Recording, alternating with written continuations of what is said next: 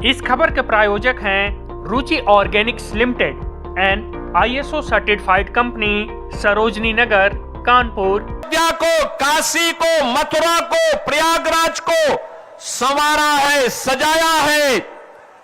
और बंगाल में गुरुदेव रविंद्रनाथ ठाकुर के पैतृक पुश्तैनी प्रॉपर्टी पर TMC के गुंडे कब्जा कर रहे हैं। यूपी में कोई कब्जा नहीं कर सकता। यूपी में कब्जा करेगा तो उसे मालूम है उस गुंडे और माफिया को कि उसकी 7 पुश्त की पूरी प्रॉपर्टी को सरकार ले लेगी और फिर उसको गरीबों का आवास बना देगी। और इसीलिए बहन और भाइयों, मैं आप सबसे कहने के लिए आया हूं, आज आपके पास अवसर है।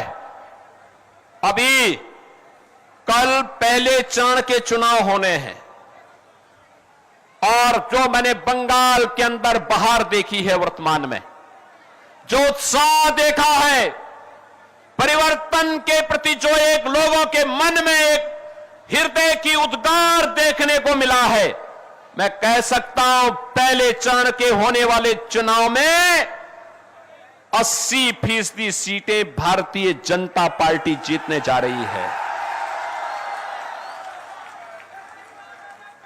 और मैं कह सकता हूं जब 4 मई को परिणाम आएंगे तो बंगाल के अंदर भगवा ध्वज लहराया जाएगा।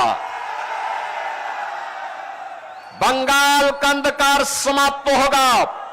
बंगाल फिर से सोनार बांग्ला बन करके अपनी इस पहचान को आगे बढ़ाएगा। और इसीलिए आज मैं आप सबसे आह्वान करने के लिए आया हूं, बहन और भाइयों, ये बड़ा बाजार क्षेत्र बंगाल का सबसे समृद्धतम और पुराने व्यापारिक केंद्र के रूप में क्षेत्र जाना जाता है। यहां की अपनी पहचान है। इसने केवल व्यापार ही नहीं किया है, साहित्य के लिए, कला के लिए, सांस्कृतिक परंपरा के लिए और पौराणिक कालीबाड़ी मंदिर के लिए भी यह क्षेत्र जाना जाता है। और इसीलिए आज मैं आप सबको आह्वान करने के लिए आया हूं कि बहनों और भाइयों, हमें बंगाल की अस्मिता को बचाना है। बंगाल के अंदर जो वर्तमान में यहां पे कठमुल्लापन को बढ़ावा देने का कार्य हो रहा है, इसको रोकना होगा, हर हाल में रोकना होगा।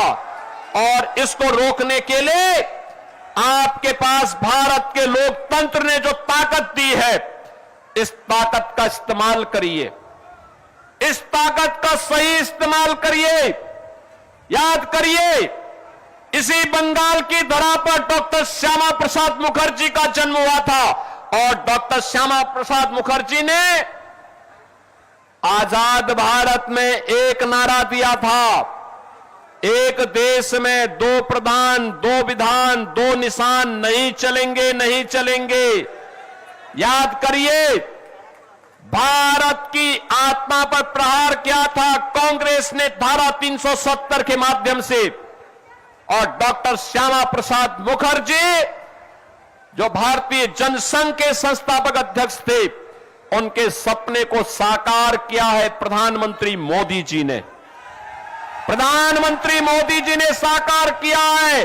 कश्मीर में धारा 370 समाप्त हुई है और आज कश्मीर भारत के अभिन्न हिस्सा बन करके भारत का संविधान, बाबा साहब भीमराव अंबेडकर के द्वारा बनाया गया संविधान कश्मीर में भी बराबर लागू हो रहा है।